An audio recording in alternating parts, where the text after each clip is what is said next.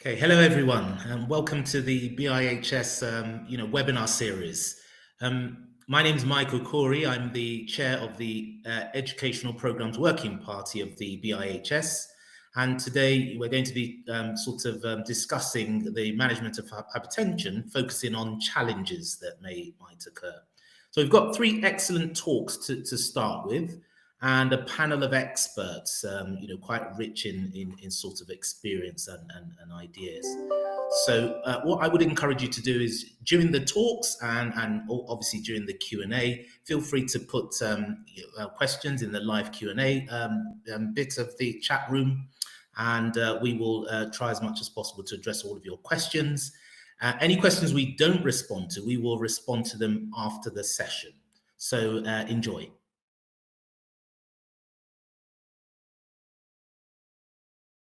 Hello. At the outset, I'd like to thank the BIHS for organizing this webinar and the invitation to present. I'm going to speak on resistant hypertension, and I'll start with the case. This is a 60-year-old female patient who was referred to the Glasgow Blood Pressure Clinic from a district general hospital. She had a past medical history of type 2 diabetes, multiple CVAs, and migraine. At the district general hospital, they found it difficult to control her blood pressure. They did extensive investigations for secondary hypertension. All were normal. She's now established on amlodipine, bisoprolol, indapamide, losartan, and doxazosine, as you can see. Reasonable doses of all the medications. Still, her blood pressure remained high at 203 by 109. So they referred her to us to assess resistant hypertension, and more importantly, they wanted us to see if she would be a candidate for one of our clinical trials. So this patient would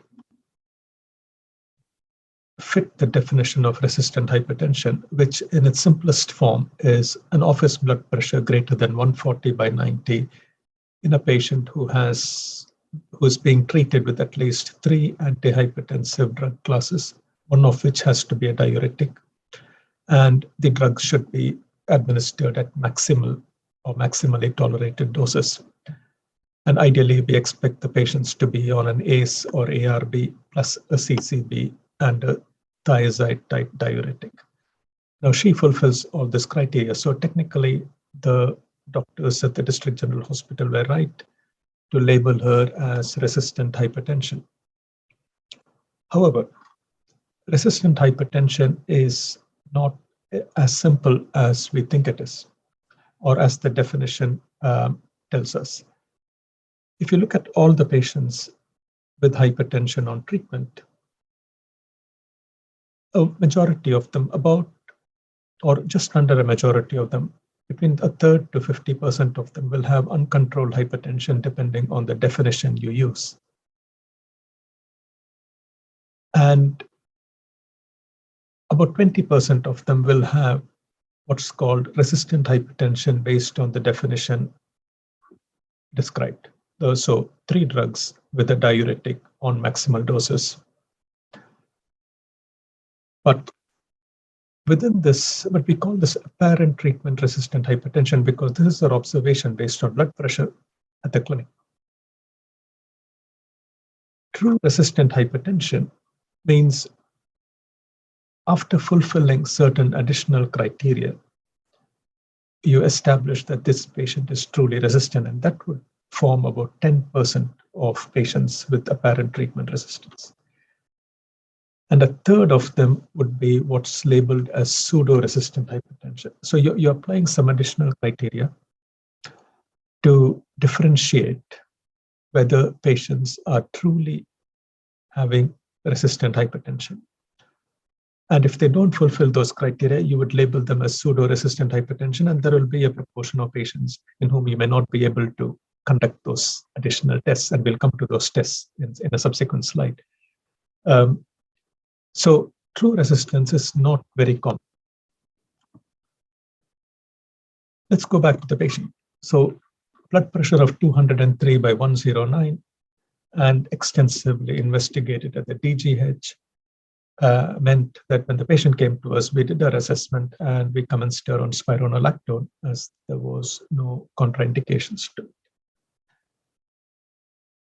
But because of the history, we brought her back to a day patient area for directly observed therapy. We told her to come to the clinic without taking her usual antihypertensive medications, and her blood pressure at presentation was 212 by 104. We didn't give her all her medications. We just gave her amlodipine, losartan, and indapamide. And after a couple of hours, her blood pressure dropped to 134 by 94. We labeled her as pseudo-resistant hypertension because from the directly observed therapy, it does indicate that this patient has been non-adherent to the therapy. And if she had taken just 3 of medications, she was demonstrating a substantial reduction in blood pressure. So pseudo-resistant hypertension is common, but so that brings us to the evaluation of resistant hypertension. So you need to confirm treatment resistance. So the first step is to first check the patient has got uncontrolled hypertension. So measure her blood pressure or his blood pressure. Ensure that the patient is on 3 drug classes at maximal doses. Exclude pseudo-resistance. Assess secondary causes of hypertension. So many reasons for resistant hypertension would be a secondary cause. Assess target organ damage. This would give you a good indication of any other concomitant reasons for hypertension. And more importantly, it would give you some evidence that the patient has got sustained uncontrolled hypertension for a long time. So what about pseudo-resistance? The pseudo-resistance is resistant hypertension, which can be excluded if due to certain modifiable reasons.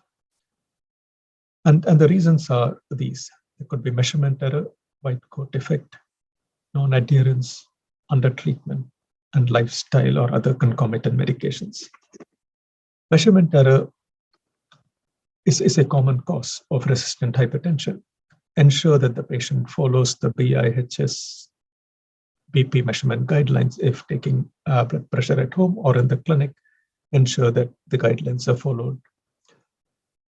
Common errors would be an inappropriate cuff or not taking the average of multiple readings. White coat effect can be ruled out using an ABPM or home blood pressure monitor. There are various ways of assessing adherence to therapy. None of them are perfect. We use DOTS or directly observed therapy mainly because we can do something about it, i.e., the patient comes to us, we can demonstrate to the patient that when they take the medications, blood pressure does drop. We won't be able to do that if we did drug screening or questionnaire or pill counts, as there are problems with white coat adherence, or if the patient denies non-adherence, then what do? So we use DOTS. It's a bit resource intensive, but it's extremely helpful. Under-treatment. This is another common cause. Patients may be on a small dose of antihypertensive medications, 2.5 of Ramipro, commonly used by GPs. So we need to ensure that the patient's antihypertensive medications are titrated up to the maximally tolerated level. Ensure that the patient is on a diuretic. Volume is a common cause for treatment resistance.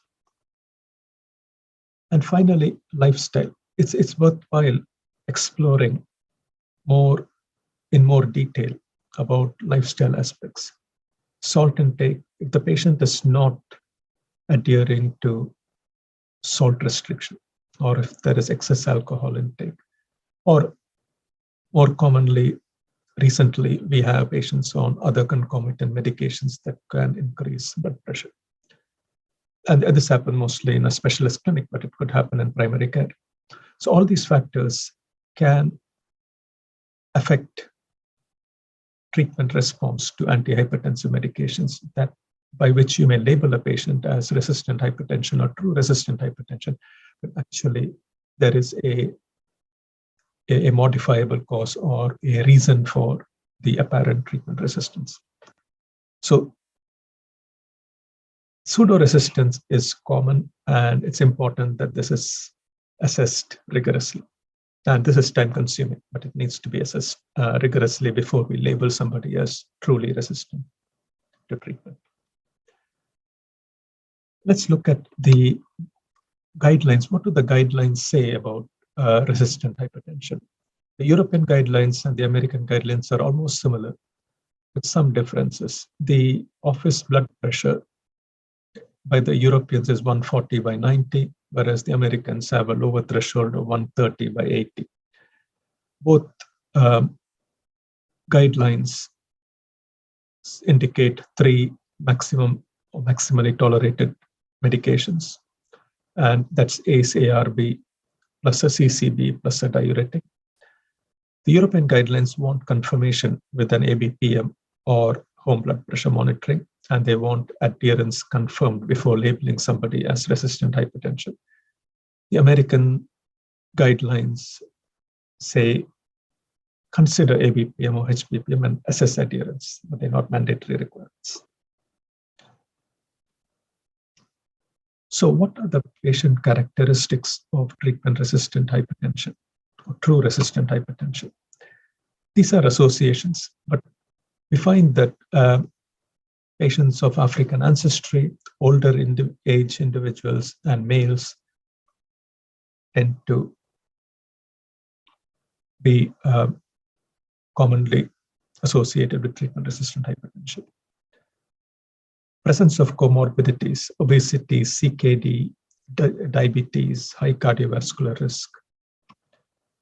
Presence of vascular dysfunction, i.e. any suggestion of peripheral or carotid atherosclerosis, impaired endothelial function, non-dipping, and some metabolic derangements like hyperuricemia, aldosterone excess, salt sensitivity, suppressed renin. All these tend to correlate with treatment-resistant hypertension. They're not causal.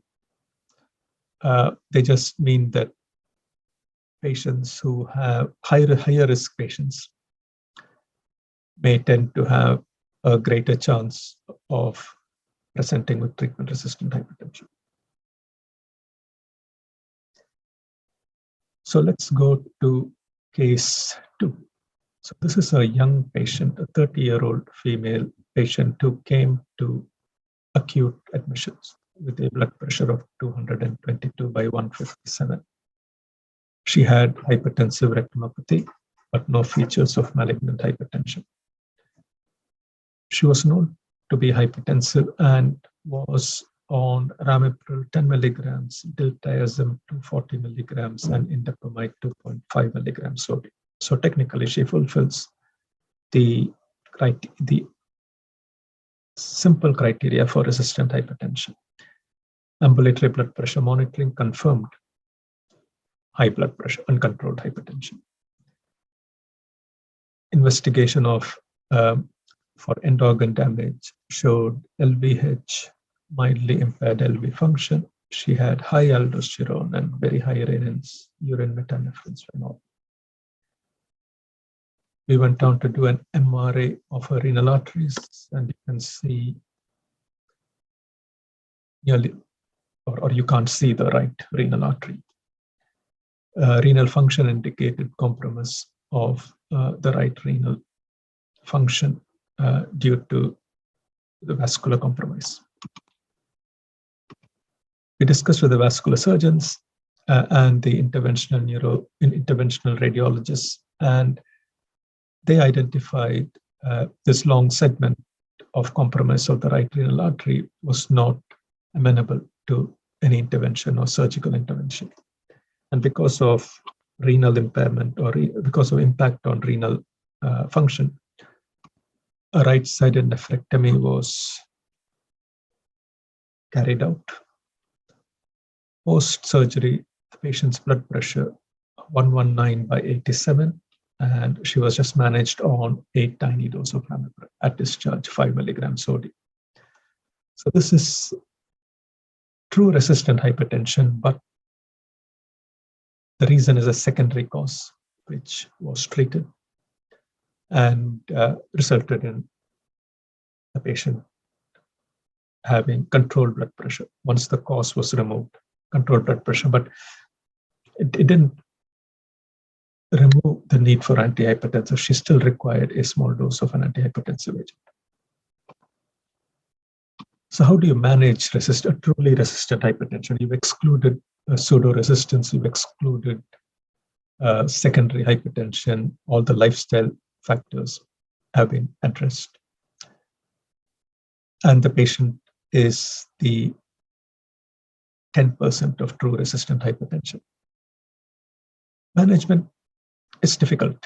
Go back to lifestyle measures. More rigorously look at the diet, advise weight loss, increase physical exercise, assess sleep, look at shift working, sleep patterns. All these have an impact on blood pressure control. So these are worthwhile exploring with the patient. Ensure the patient is on a thiazide-like diuretic, like chlorthalidone or indapamide, if the patient is not already on. Then spironolactone. Early administration of spironolactone, low dose 20 to 50 milligrams once daily. If not tolerated, then amiloride 10 to 20 milligrams OD. If the heart rate is greater than 70, consider a beta blocker. And then you are down to other drugs like hydralazine, methyl dopa, minoxidil, etc. So I'm just going to show you some evidence why spironolactone has really transformed management of hypertension. And this is the Pathway 2 trial, which we did a few years ago. The aim of this trial was to study resistant hypertension and to establish if further diuretic therapy over and above the thiazide-like diuretic required for diagnosing resistant hypertension is the most effective additional treatment. Is spironolactone more effective than a beta blocker or alpha blocker as the fourth line agent? Would the benefit be similar with an alternative diuretic with a similar mechanism of action to spironolactone like amiloride? And does plasma renin predict response to spironolactone? Until now, there has been no randomized controlled trial to assess the value of spironolactone in hypertension. So I won't go through the trial detail, but we required directly observed therapy to rule out pseudo-resistance. We cycle patients through 4 treatments: placebo, bisoprolol, spironolactone, and doxazosine.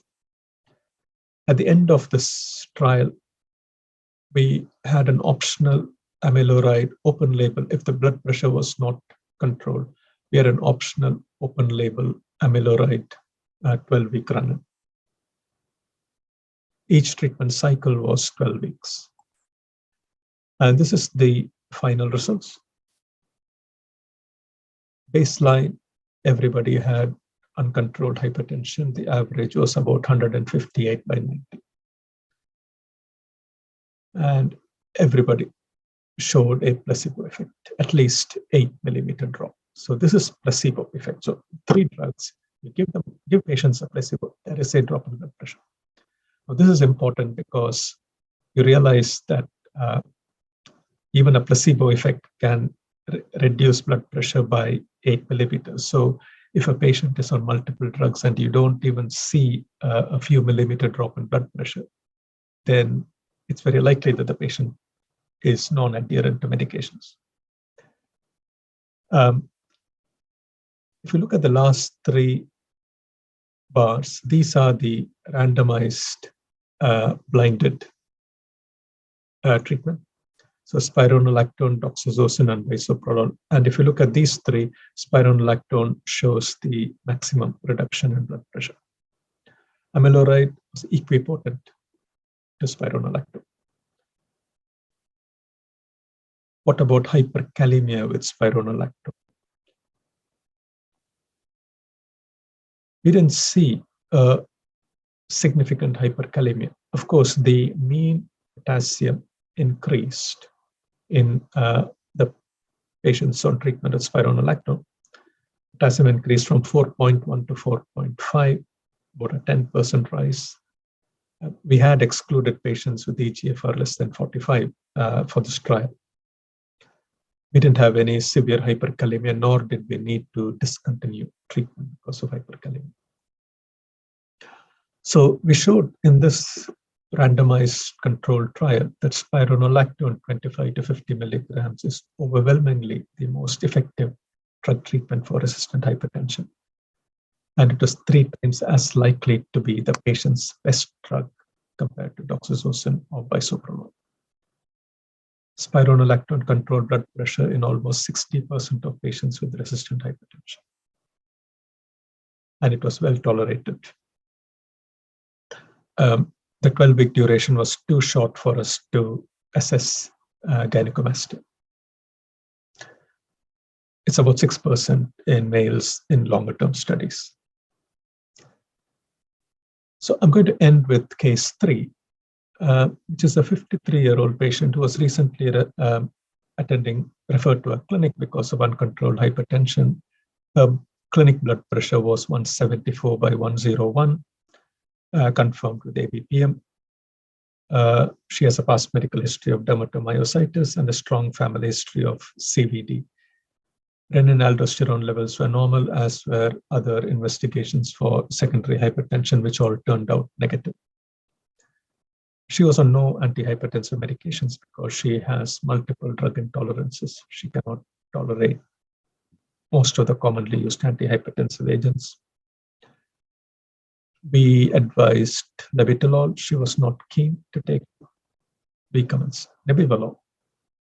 She took this for a week and discontinued because she attributed GI upset to it. So currently she's still on no medications. We are considering minoxidil at our next visit. So there will be a few patients in every clinic who have either perceived or true intolerance to almost every medications. And there's no answer for that. We'll have to work with the patient and try and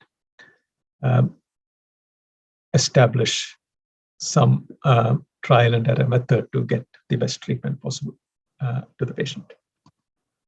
So resistant hypertension, in conclusion, is a clinically significant problem. Pseudoresistance is common and needs to be actively excluded. Volume control with diuretics is a crucial component of hypertension treatment, ideally with a thiazide-like diuretic. Mineralocorticoid antagonist as a fourth-line drug is very effective. There is a role for beta blockers, verapamil, diltiazem, if the patient is tachycardic, and referral to specialist clinic to rule out secondary hypertension or for assessment of treatment adherence or managing complex medication regimes is reasonable. I'd like to thank my colleagues, Dr. Lip and Dr. McCallum, for assistance producing this presentation. Thank you.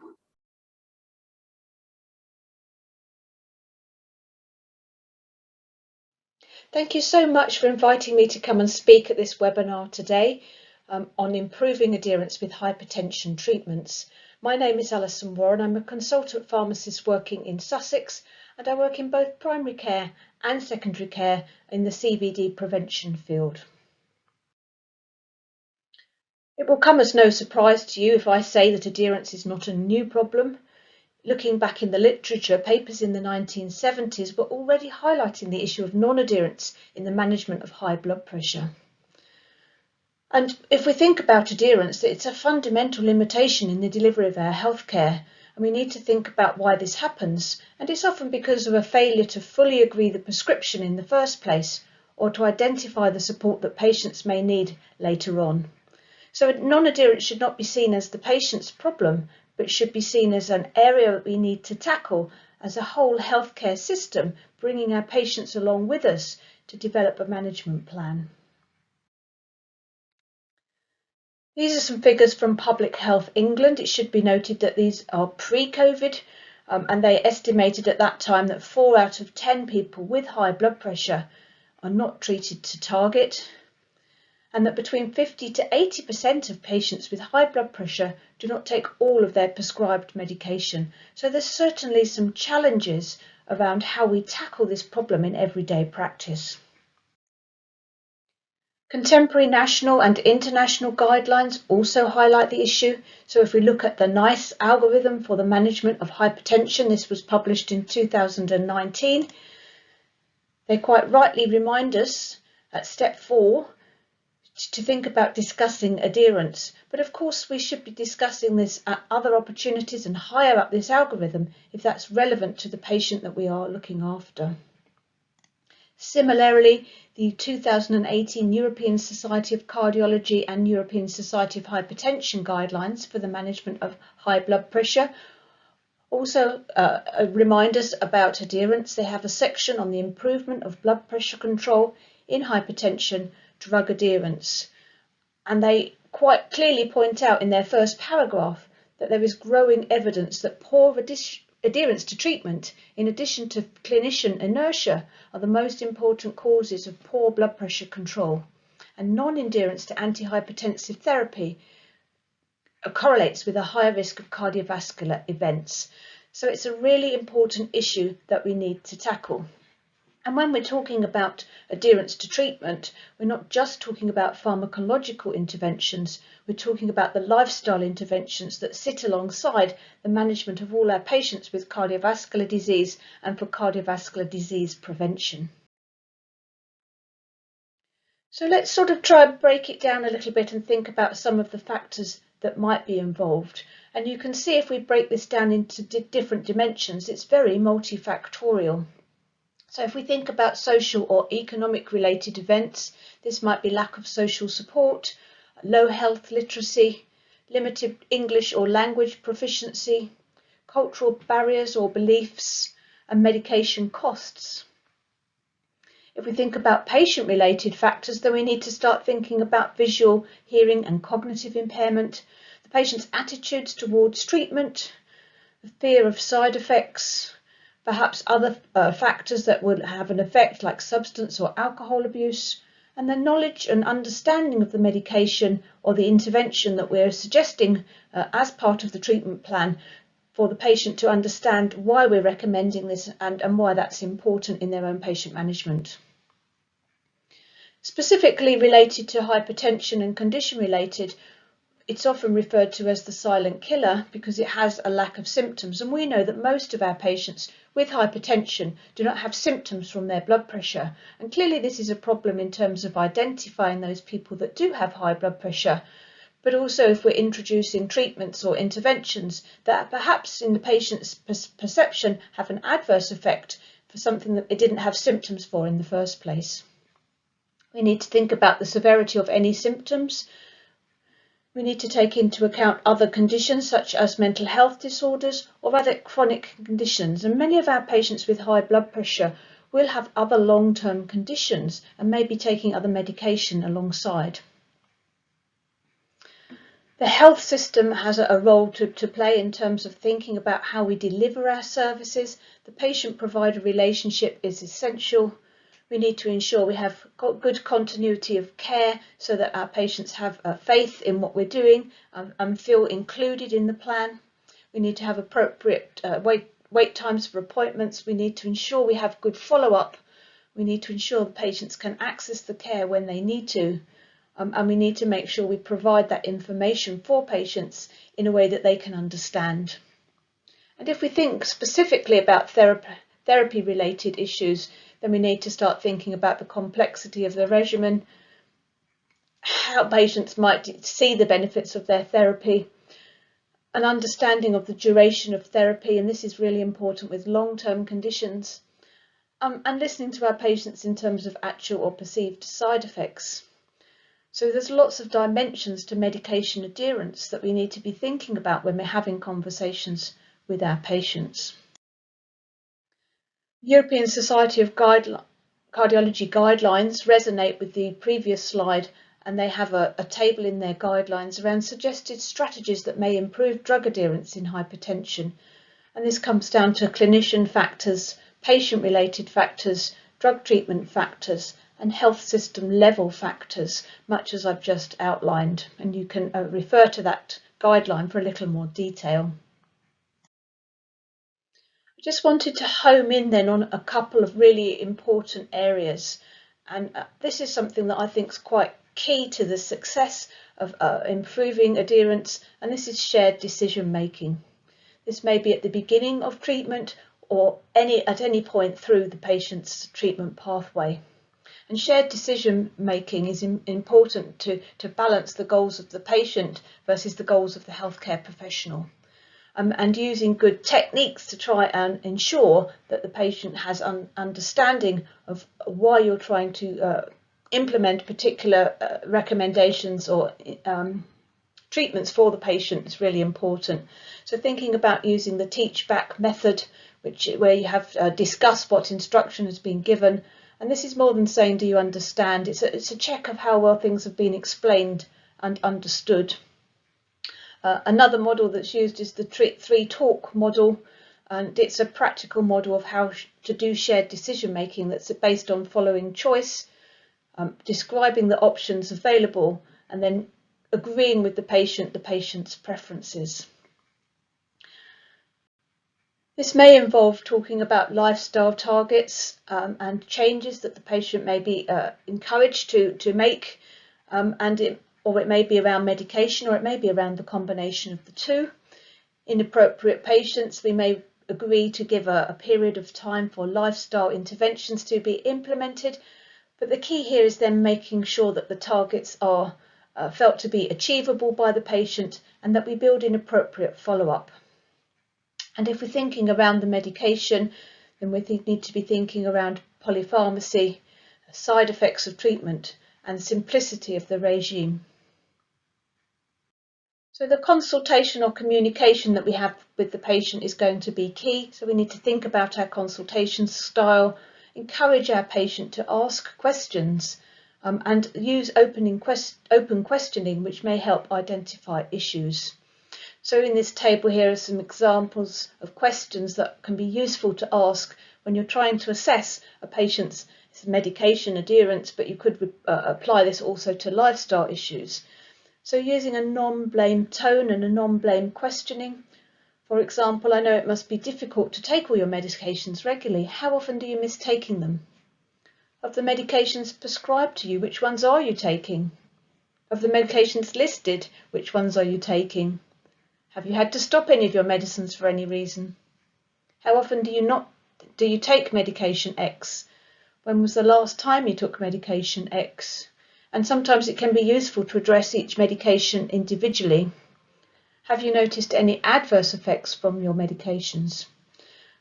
So building these into our consultation styles can be really helpful to tease out the information that we need, rather than using closed questions or very easy to answer questions that don't give us the information that we need.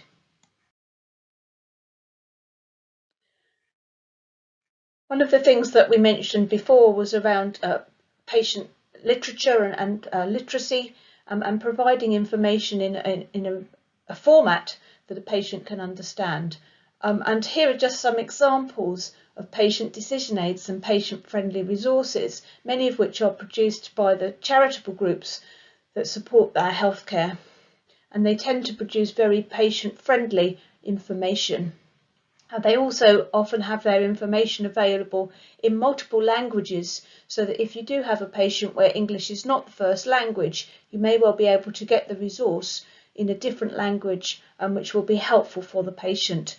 So the British and Irish Hypertension Society, the British Heart Foundation, Blood Pressure UK. These are charitable groups that have a lot of information on hypertension. And then other groups that have an overlap in terms of CVD prevention would include Heart UK, which is known as the cholesterol charity, and then the diabetes charities, the stroke charities, and Kidney Care UK. As you all will be aware, there's a wide overlap of these patients who have high blood pressure, but may also have these coexisting conditions.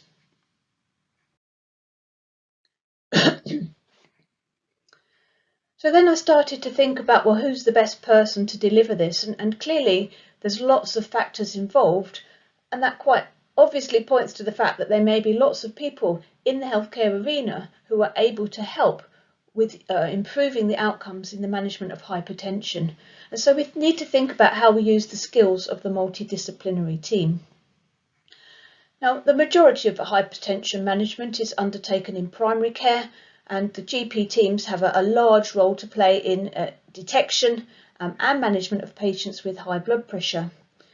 And the GP teams have been expanding over the last few years. Many now have nurses embedded, but also clinical pharmacists and other allied healthcare professionals, social prescribers, and may have access to health coaching. Follow-up and appropriate timing of that follow-up is also important. So embedding better call and recall systems into the management of long-term conditions.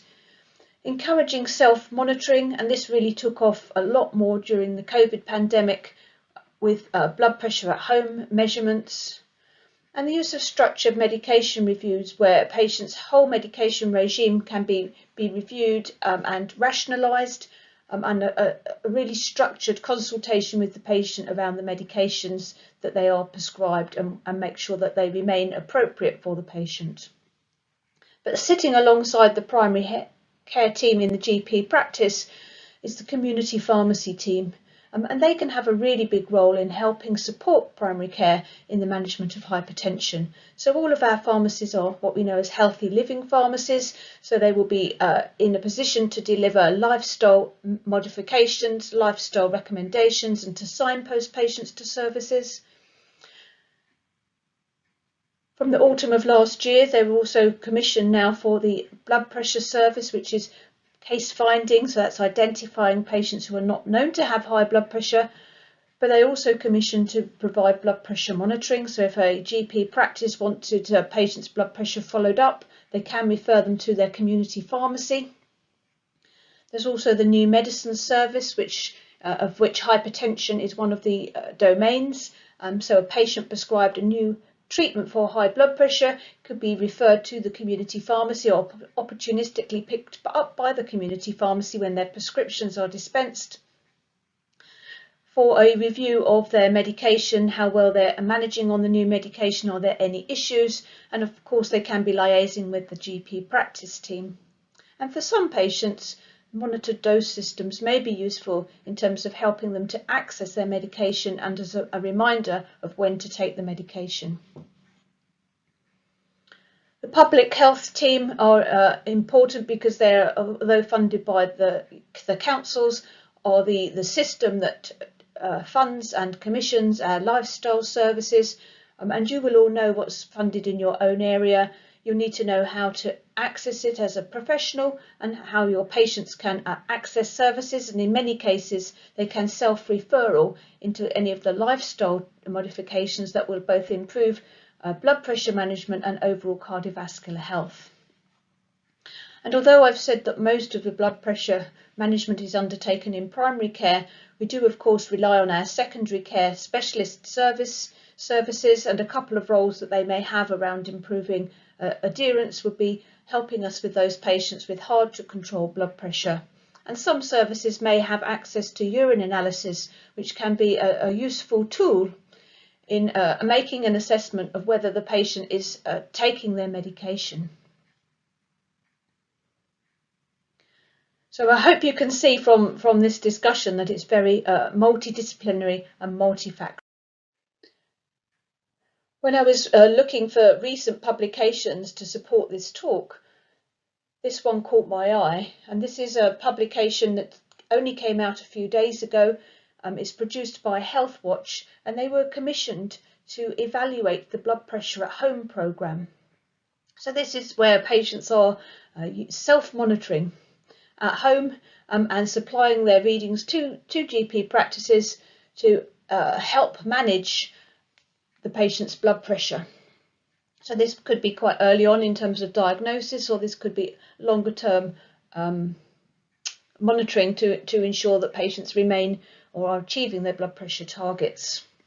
And although it's not specifically around treatments, if we want our patients to be involved in the management, this is going to be a key element moving forward. And I think it's really useful that it makes us take a step back and reflect at the things that are important to the patients to keep them engaged in terms of their monitoring. And the same principles would apply in terms of keeping patients engaged in terms of the interventions that would improve adherence.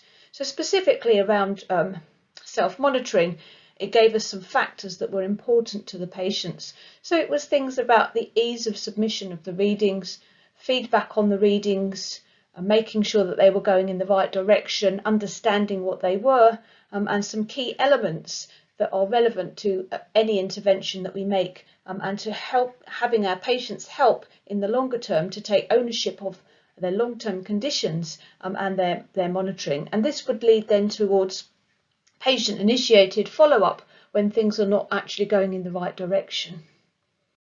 So in summary, adherence to treatment will improve outcomes, but it requires patient and professional buy-in. It's multifactorial, so there is no one size that fits all. And I hope you will agree that improving adherence certainly has some challenges.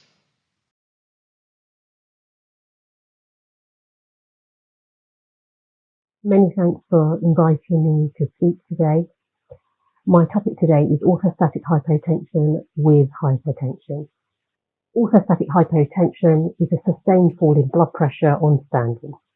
The expert consensus has defined it as a drop in the systolic blood pressure of at least 20 millimeters of mercury, or a drop in the diastolic blood pressure of at least 10 millimeters of mercury, usually within 3 minutes of standing or an upright tilt test.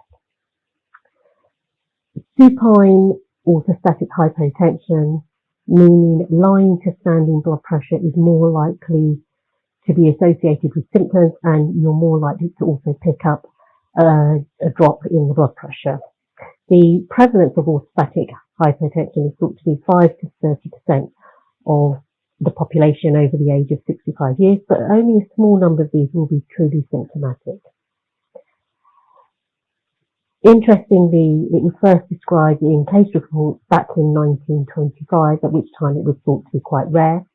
I suspect that the innovation of a number of medications has actually made it a much more common phenomenon. Just of note here, there are two other conditions that should be mentioned. One is called initial orthostatic hypotension, which is actually a drop in the blood pressure within the first 15 seconds of standing. And the other thing is delayed orthostatic hypotension, where there can be ongoing symptoms and you may not pick up a drop in the blood pressure until well beyond the 3 minutes, so it's usually up to 10 minutes. There are various factors which are involved in orthostatic hypotension.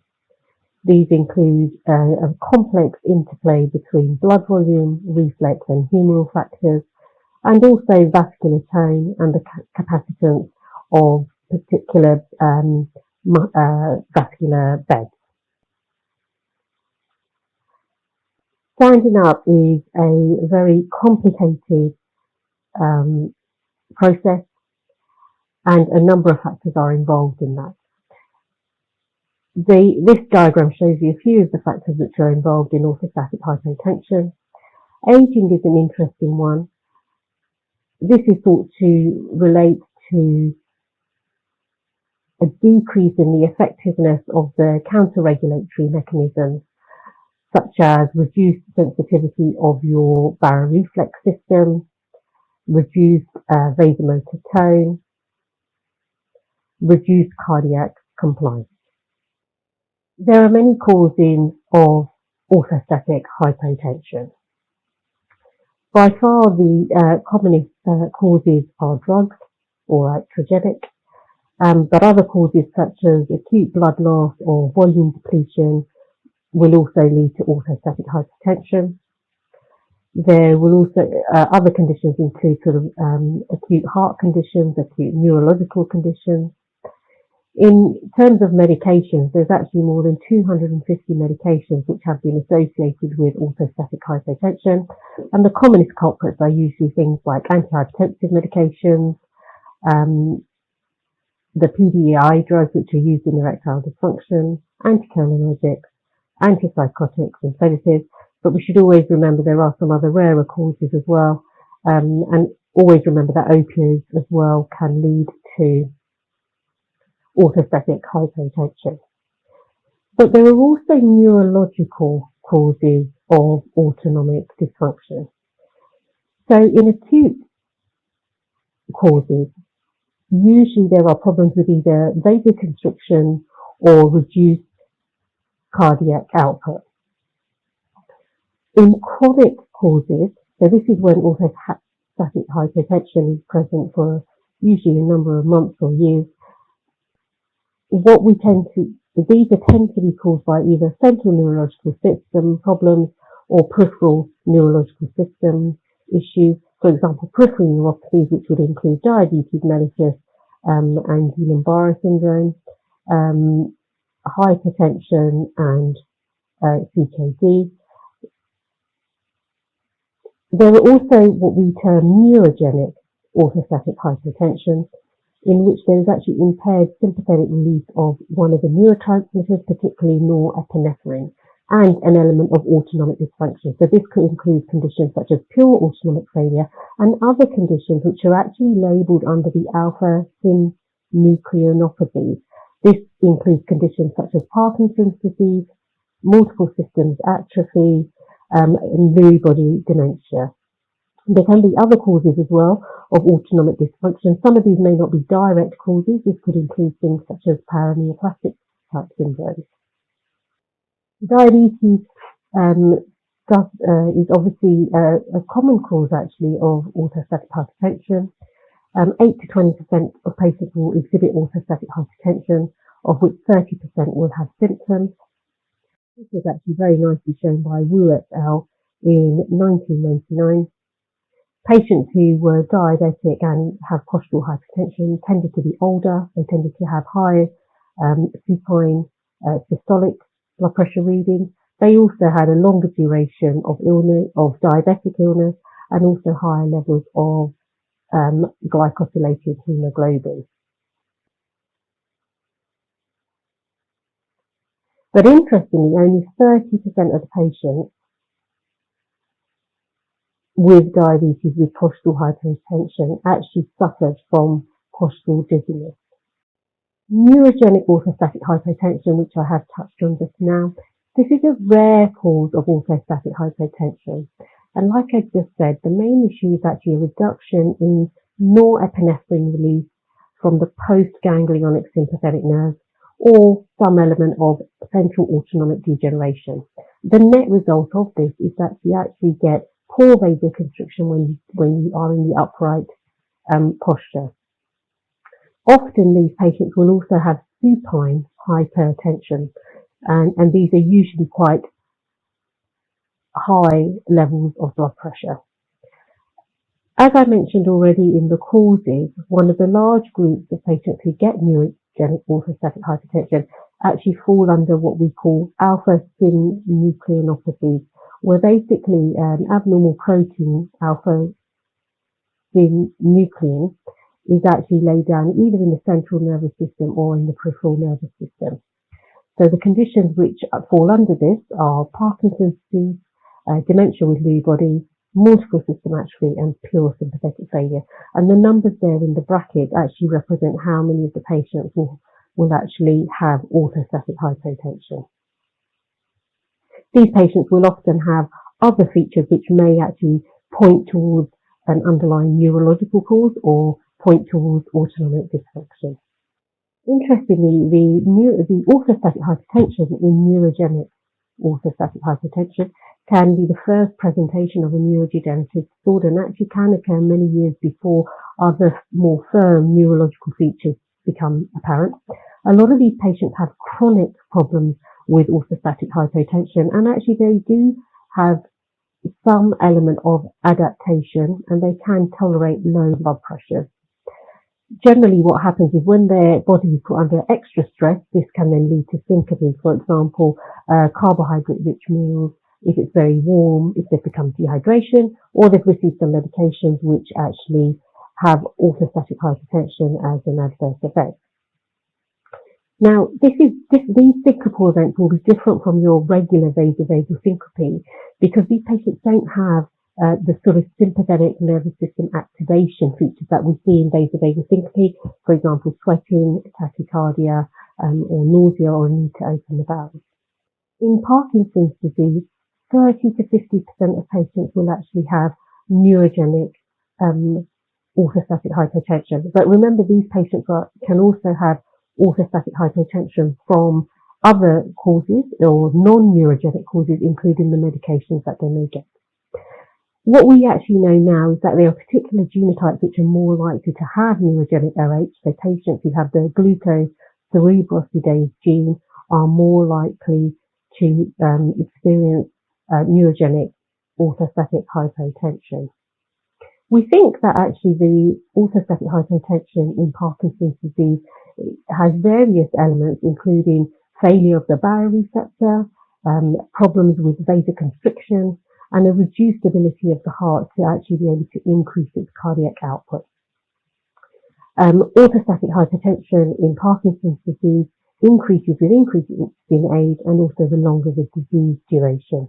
But not all of these patients will have symptoms. Coming on to the symptoms, generally the rules are that when you stand up, you get the symptoms, and when you lie down, you feel better. But lots of people are actually asymptomatic. Most of the symptoms are actually a result of hypoperfusion of organs.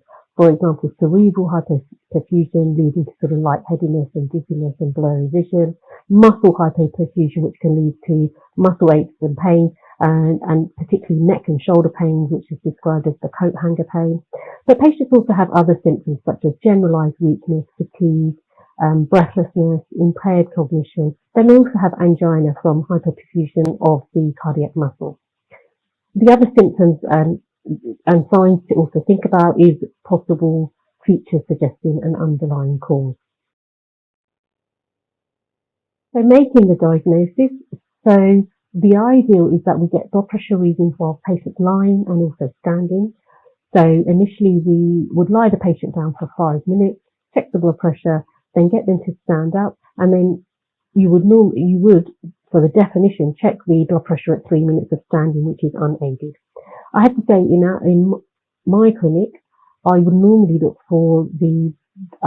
the blood pressure readings after 5 minutes after 5 minutes of lying down, but I would take them at 0 minutes, 3 minutes, 5 minutes, and 10 minutes if the patient can remain standing for that period of time.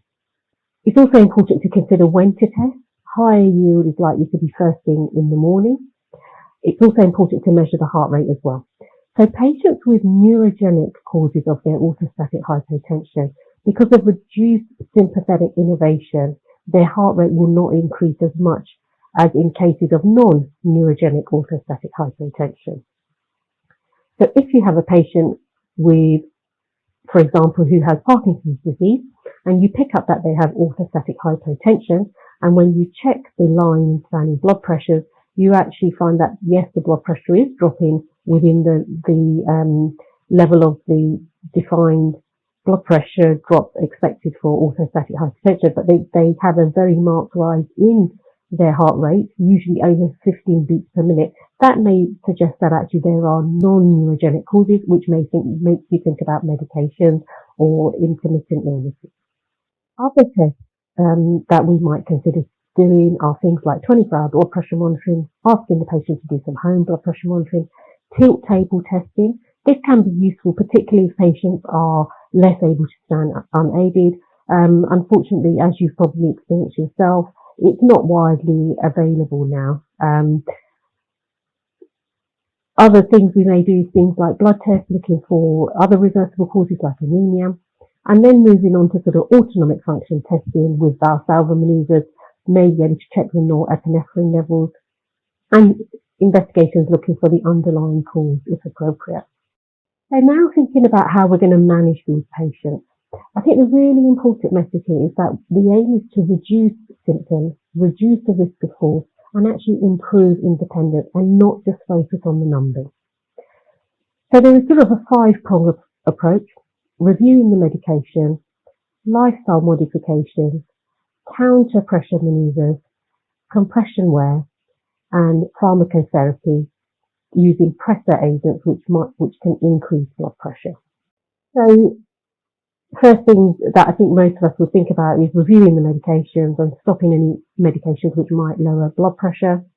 The worst of the lot will be those that actually target the sort of sympathetic nervous system. So alpha blockers, phosphodiesterase inhibitors, nitrates and calcium channel blockers, and also beta blockers and tricyclic antidepressants. In Parkinson's disease, just be careful about medications such as dopa and dopamine agonists. Consider a change in dose if it's possible, or a change in the type of Parkinson's medication, and always check for anemia. In terms of lifestyle modifications, which I'm sure you're very used to giving the advice, so changing posture slowly. Physical manoeuvres can be quite useful. So, for example, if the patient is becoming dizzy, they've developed a low blood pressure, then lying down should increase that blood pressure. If, say, they are in a position where they can't lie down, then physical manoeuvres like leg crossing, standing on tiptoes, and bucket clenching can help improve the flow of blood back to the sort of brain, which can prevent a full-blown syncopal episode. In terms of dietary, so hydration is very important. Okay. For some patients, we would also suggest a salt increase, but obviously we might have to be careful. There's also concomitant hypertension. Use of a quick bolus of fluid. So in this case, it's usually water in the acute situation. So there has been some evidence which has shown that if you start to feel dizzy, if you rapidly can drink between sort of 250 to 500 mils of fluid, you can increase your sympathetic nervous activity, which can actually prevent you from passing out. Avoid caffeine and alcohol, and moderate alcohol intake. If you had to have a drink, then this would be better to take before you go to bed, especially if you're more likely to have supine hypertension. Other factors to consider are environmental factors. So, for example, avoiding hot and humid environments, and avoid straining on the toilet, and avoid constipation. Bed rest. So often when patients feel dizzy, lots of people, including healthcare workers, would tell them to go and have some bed rest. We do have to be a little bit careful here though, because bed rest can obviously lead to the patient feeling better, but then they can actually lose their confidence to stand at all, and then this can then actually lead to deconditioning, and deconditioning can actually happen very quickly. Deconditioning unfortunately leads to more deconditioning. You get skeletal muscle loss, and so you actually lose any of your sort of leg muscles, which would act as a pump to help pump the blood back up to the central circulation. Exercise is important, but usually we would advocate sort of recumbent exercises such as a recumbent bike or rowing or swimming type of exercises, and actually exercises such as running on a treadmill, we would probably be less likely to recommend that. The compression hosiery. So splanchnic venous pooling, and the pooling of blood down into the legs is quite an important factor in orthostatic hypotension. So we often suggest the use of compression hosiery. So this is pressure graded venous hosiery, usually 15 to 20 millimeters of compression. This needs to be from the ankle to the tops of the thigh as a minimum, but often you also need to have some compression around the abdomen. And so actually, ideally, if you can get something which is from the ankle to the sort of above the umbilicus, that would be useful. Now, as you probably know, that in the NHS, the venous compression hosiery that is available, there are quite a few practical issues. One with sort of trying to getting patients measured for them, but also with elderly patients, for example, trying to be able to get them on and then get them off. Often my patients will say that they always find that once they're walking around that they do tend to roll down, so they become very uncomfortable. So there are a lot of more sort of commercially available garments available now. And a lot of these are in the sort of design of either tights or leggings, which actually mean that they do manage to cover from the ankle up to the umbilicus. There's also automated abdominal binders, which have been examined in a trial setting. This actually gave about 40 millimeters of compression to the abdomen. But interestingly, it was shown to be as effective as one of the pressor agents that we would commonly use. So definitely something to think about. Medication for orthostatic hypertension when there is no other hypertension. So we tend to use pressor agents. For example, fluorocortisone. This is usually taken once daily. But there are concerns with long-term side effects, which are more likely to occur with chronic use, and also when the dose is higher than 300 micrograms a day. Midodrine is another tablet which is an alpha-1 adrenal receptor agonist, and this leads to vasoconstriction. It's a prodrug. Its active metabolite is desglycyrrhizidine. It's short-acting, so it's usually given 3 times a day. Droxidopa is also a prodrug. This one's interesting because it's actually converted to norepinephrine, both centrally and peripherally, and this will then stimulate the adrenergic receptors. So, understandably, a lot of interest with this in the neurogenic orthostatic hypertension. Currently, it's not available in the United Kingdom, but it is used across the way in the States. Other medications that can be used are pyridostigmine, which is an acetylcholinesterase inhibitor. Has the benefit that it doesn't actually increase blood pressure. So if you have patients with very symptomatic orthostatic hypotension, but they also have hypertension, then it can be helpful. I think it has a sort of more modest effect compared with, say, midodrine on symptoms. We also use another option is also atomoxetine.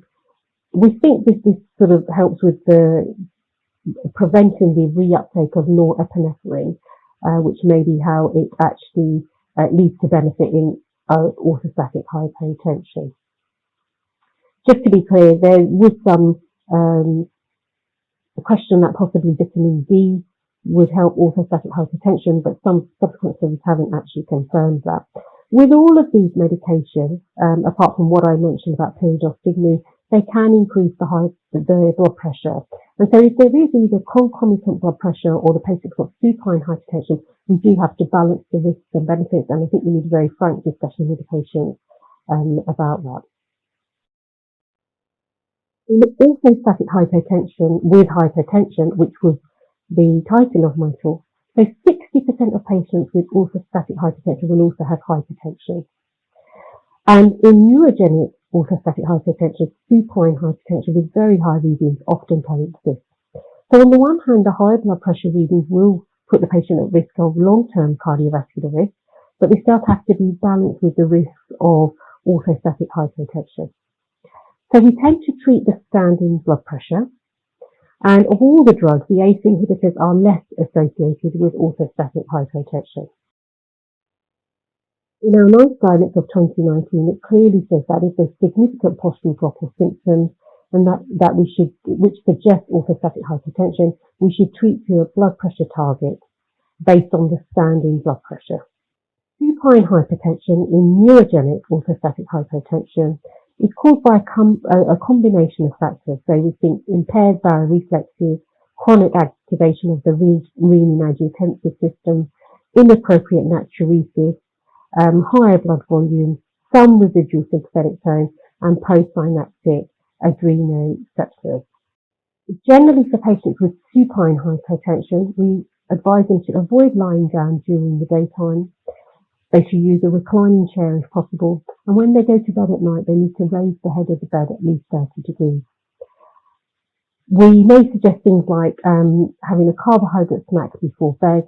If the patient drinks alcohol, then we would suggest they should be warned that this causes vasodilatation.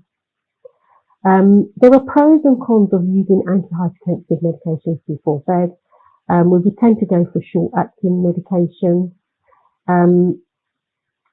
And there is also controversy around the use of pressor agents in the day and having antihypertensive medications at night. And as I mentioned, pyridostigmine and atomoxetine may improve orthostatic hypertension without necessarily increasing the blood pressure to higher levels. In terms of the overall prognosis of orthostatic hypotension, well, there's marked morbidity associated with it, as you can imagine, with injuries and fractures, weakness and decondition and confusion, but there's also increased all-cause mortality and increased cardiovascular risk and the reduced quality of life. Thank you very much for listening.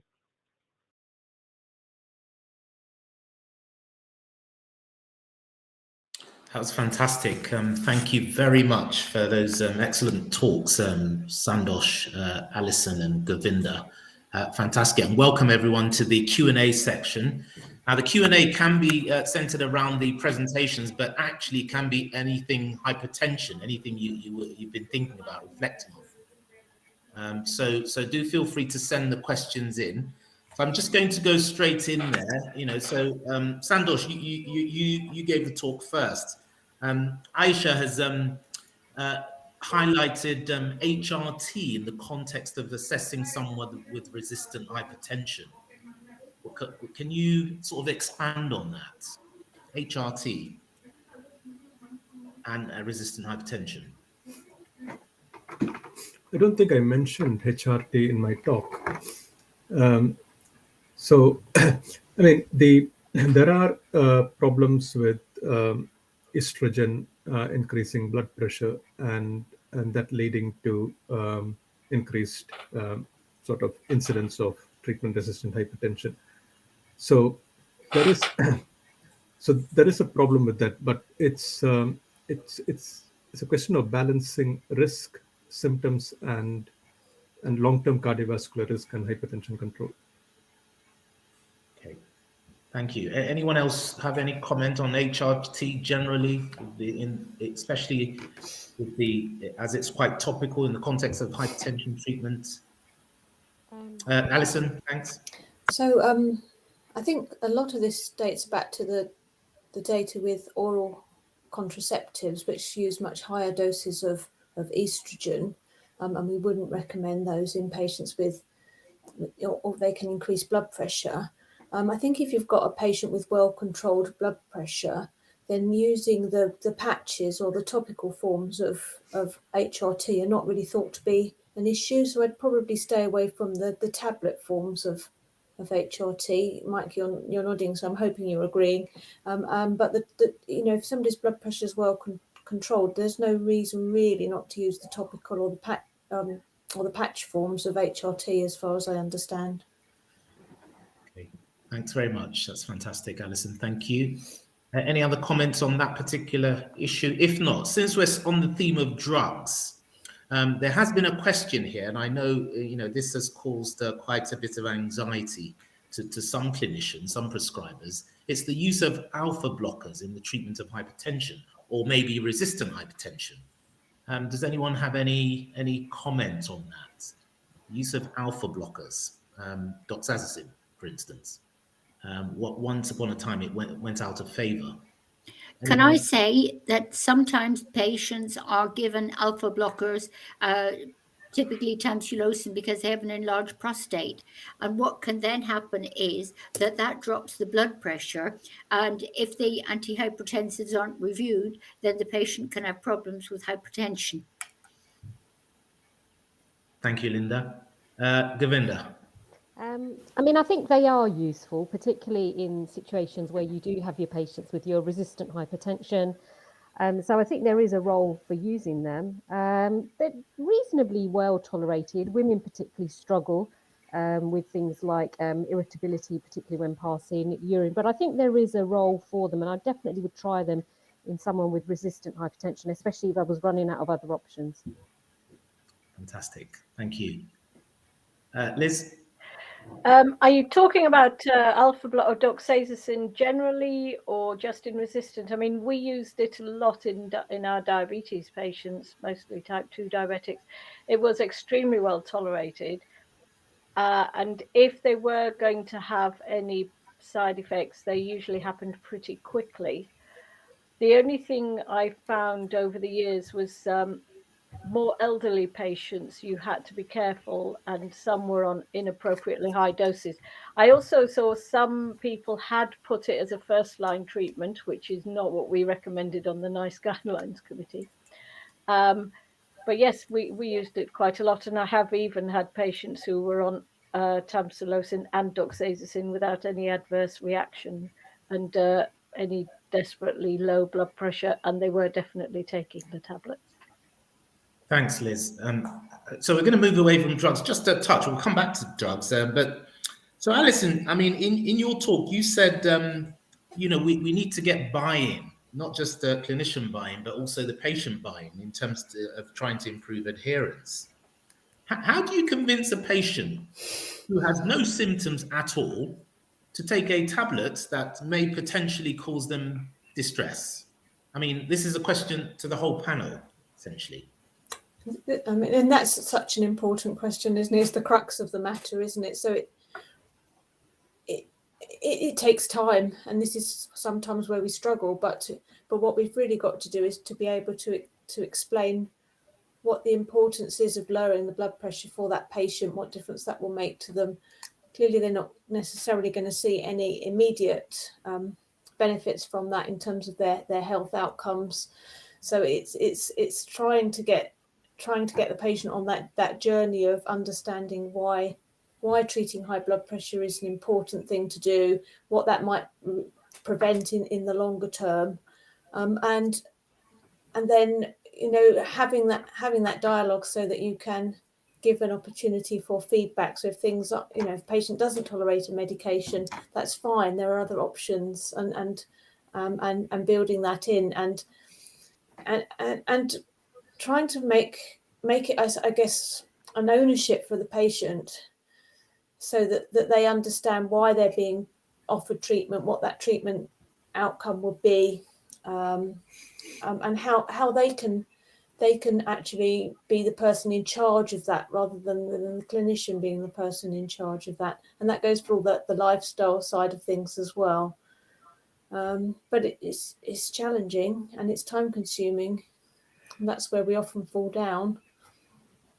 I mean, you know, is there a motivation to take medicines when you've got no symptoms? I mean, it's a difficult one, isn't it? I'm playing devil's advocate here. Of course you are. I'm going to pass over to my other colleagues who've all got their hands up there, so that we've got the multidisciplinary team opinion. So we'll go to Sam and then Linda. Yeah, I think Alison's made a fantastic point about the lots of different options available to people. So I think it's about, very much as Alison said in her presentation, around the shared decision making, of helping them understand, okay, these are what these numbers mean. You may not feel anything at the moment, but this is where it could end up and could lead to if we don't do it.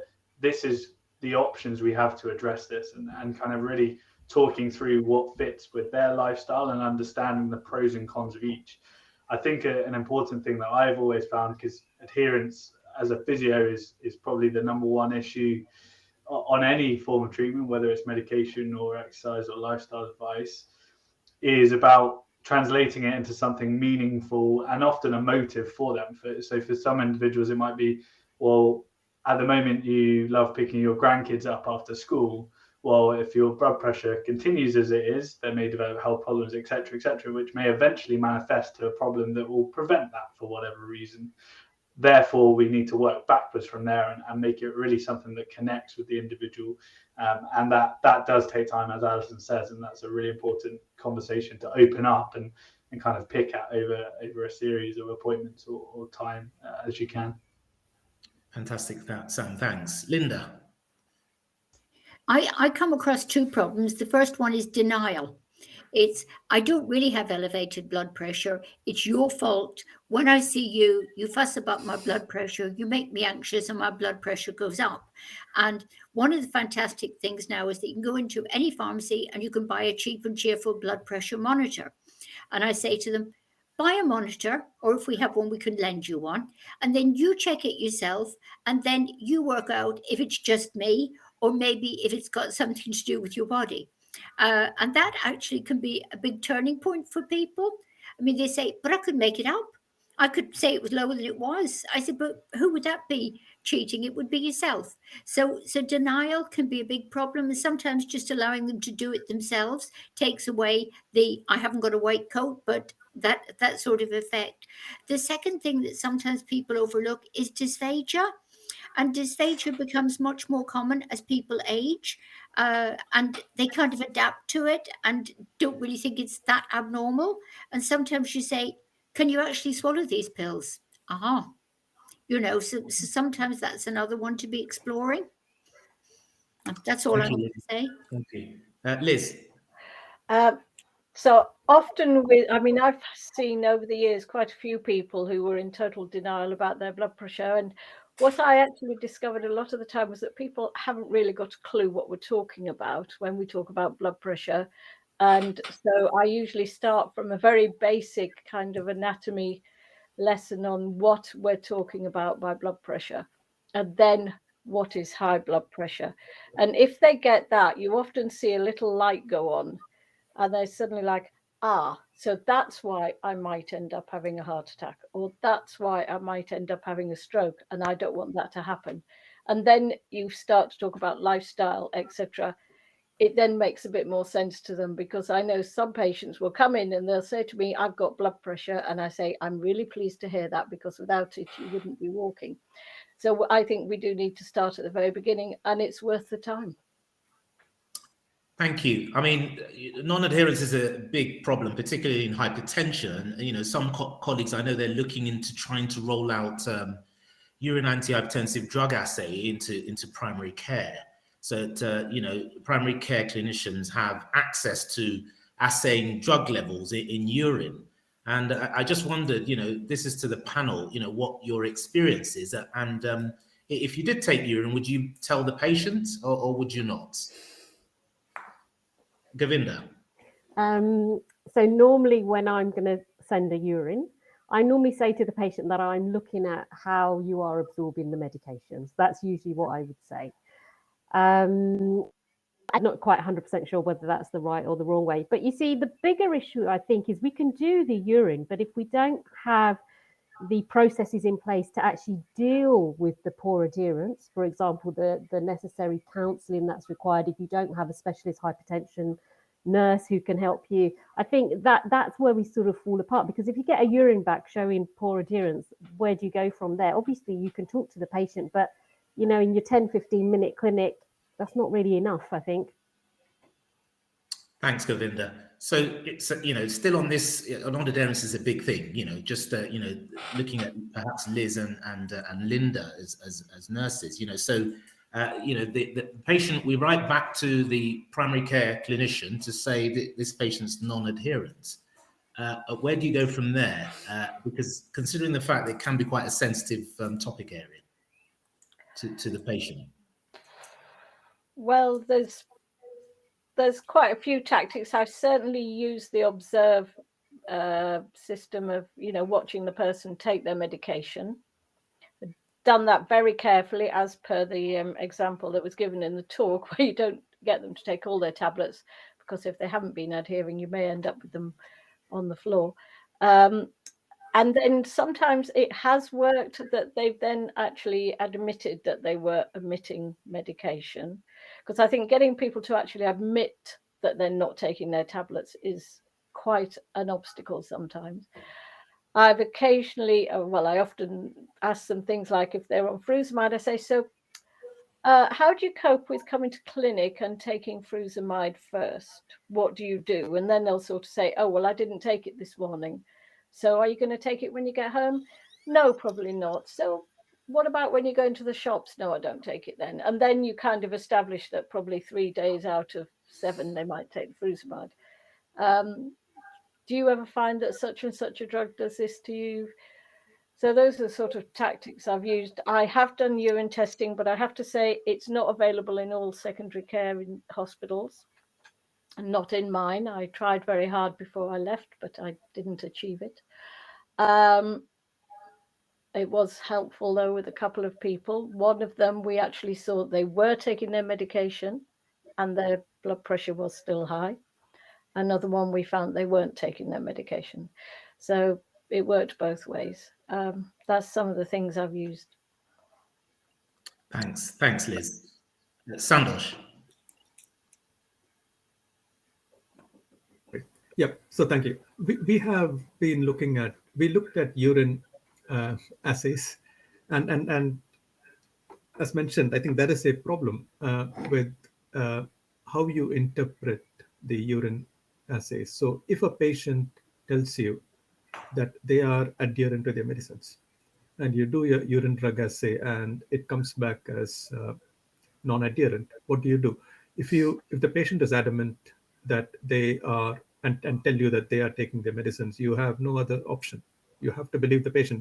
Then the physician-patient relationship breaks down. Then there is white coat adherence. People take their medicines when they come to clinic. Do you consent the patients if you want to test their urine? Do you warn them beforehand? We looked at data. And the other problem I have is labeling a patient as non-adherent, because I looked at data from Scotland. This is prescription refill data from pharmacy. And I looked at many thousand patients. And what you find is everybody will be non-adherent at some point. Some people are regularly non-adherent, some people are irregularly non-adherent, and some people are non-adherent all the time. But you may catch a person at some point where they were non-adherent, and then you label them as non-adherent, and that label sticks with them.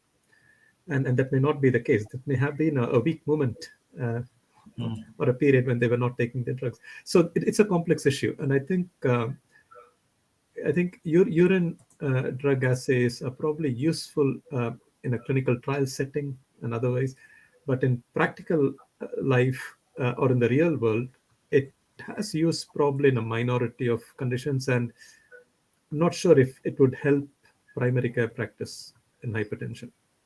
Okay, I'm going to move away from non-adherence for now and move to something else. So, Govinda, when you were speaking, you highlighted this, I'm sure you did, but what is more important to treat? Is it the orthostatic hypotension or is it the supine hypertension?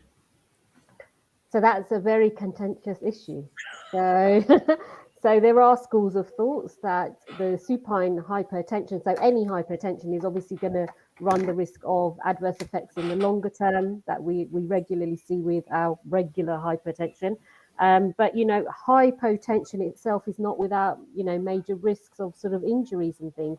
So if you have a 70-year-old patient who say walks with a walking stick, I'd be quite concerned about treating their hypertension at the risk of actually then inducing more hypotension, which could potentially mean they're outside on the street walking to the shop and they fall over and they hit their head and have a nasty injury from that. So I think it is very, very difficult. And my approach to it really is about a very frank discussion with the patients. Most patients will know that a stroke is a very horrible thing to have. So a lot of them will have, would definitely not want to have a stroke. But it's very much about talking to them about what the risks are and, what we can do, but potentially what, the outcomes of that might be. But it is very contentious about what we should do. Generally, in my practice, I would, for some patients, I actually would go along with the approach of not treating the hypertension. But at the same time, I've got patients where they've quite clearly been, I don't want to have any risk of a stroke. And, just seeing these high blood pressure numbers really freaks me out. And then we cautiously can try a little bit of an antihypertensive medication and see where we get to. Okay. So very difficult. Thanks. Very, very difficult. Very difficult. Just what I thought.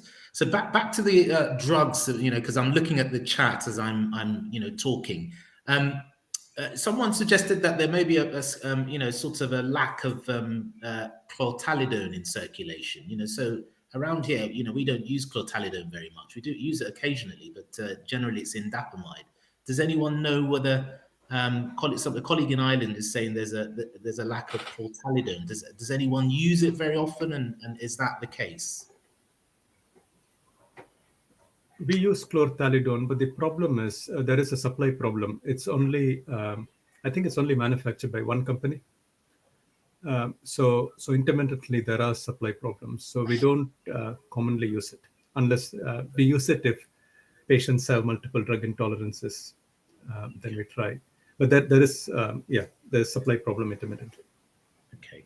I mean, the NICE guideline states, thiazide-like diuretic, and then the addition of spironolactone, that Sandosh, which you clearly mentioned as a very useful therapy in resistant hypertension. What next? You say the patient's on 50 milligrams of the spironolactone.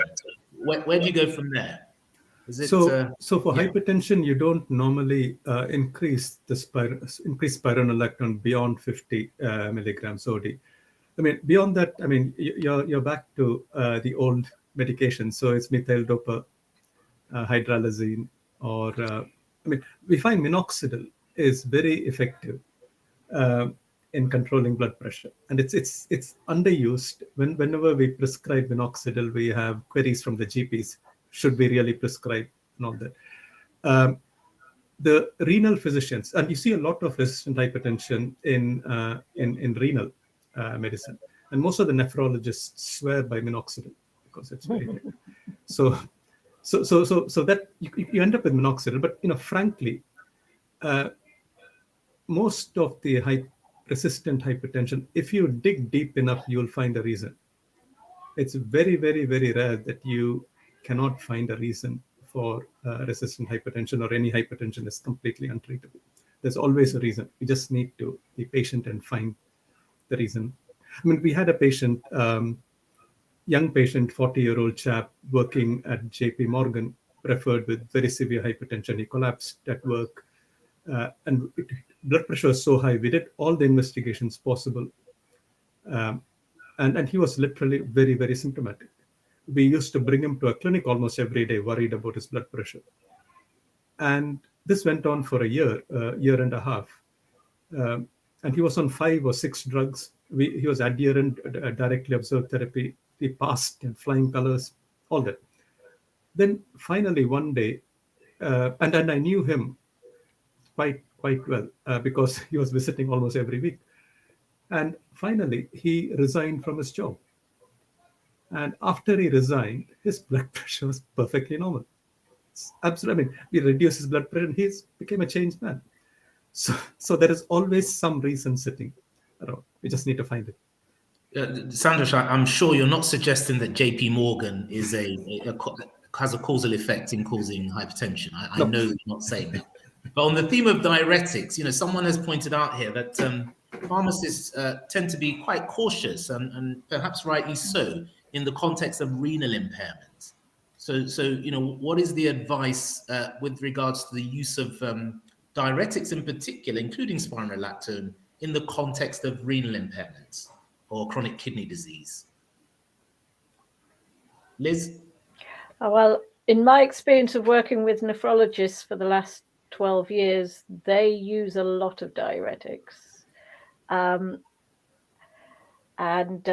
Certainly, I mean, we give, but it depends on what stage of the chronic kidney disease the patient is at. Obviously, once it's quite progressed, they're often on very high doses, 250, 500 of furosemide and so forth. But they will often use 40 milligrams of furosemide long before the other, say, the diabetologists or cardiologists necessarily would have used it. They don't seem, in my experience, to have a problem. Just quickly on the clortalidone, I think when we were on the NICE guidelines committee, we did raise the issue that clortalidone is not readily available in this country. Thank you, Liz. So to talk about, Go on, Sandosh. Yeah, it's about diuretics. So I think the concern about pharmacists is, it's difficult. I mean, so the concern is between thiazide diuretics and furosemide. So the Okay. So we're you know, we've just been warned that we're running out of time, nearly there. We could probably carry on for several hours more, but at this point, I'd just like to thank all of the speakers and all the members of the panel, the expert panel, for the Q&A session. Thank you so much for contributing to the BIHS webinar series. And thank you everyone who's joined in today. And we look forward to having you with us again for the next BIHS webinar. Thank you very much and have a good evening.